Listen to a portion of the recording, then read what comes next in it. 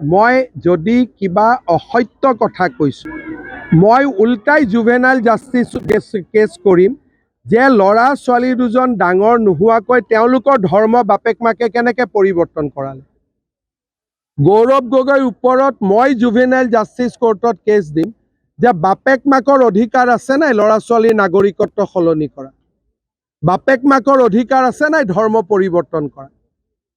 এজন প্ৰাপ্তবয়স্ক ল'ৰাৰ ধৰ্ম পৰিৱৰ্তন হ'ব পাৰে, এজন প্ৰাপ্তবয়স্ক ল'ৰাৰ চিটিজেনশ্বিপ পৰিৱৰ্তন হ'ব পাৰে, কিন্তু বাপেক মাকে এজন ল'ৰা ছোৱালী ধৰ্ম পৰিৱৰ্তন কৰিব পাৰে নেকি?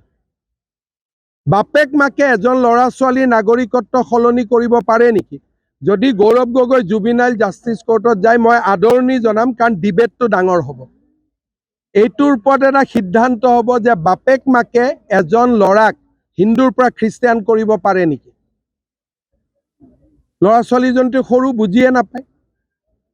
বাপেক মাকে এজন ল'ৰাৰ ৰাষ্ট্ৰীয়তা সলনি কৰিব পাৰে নেকি? মোক আপুনি উত্তৰ দিয়কচোন। মই জন্মতে মই ভাৰতীয়, দেউতাই মোৰ পাছপৰ্টখন মোক নুসুধাকৈ সলনি কৰি দিলে। তেওঁ কেতিয়া কনচেণ্ট দিব? যেতিয়া তেওঁ 18 বছৰ হ'ব। গৌৰৱ গগৈ 18 বছৰ বয়সলৈকে ৰখিব লাগিছিল নে নালাগিছিল? গতিকে আচল গোচৰটোতো গৌৰৱ গগৈৰ ওপৰত হ'ব যে ল'ৰা ছোৱালী দুটাক তেওঁ শোষণ কৰি আছে, তেওঁলোকৰ অনুমতি দিয়া বয়সৰ আগতেই তেওঁলোকৰ জাতি ধৰ্মৰ পৰিৱৰ্তন কৰিছে।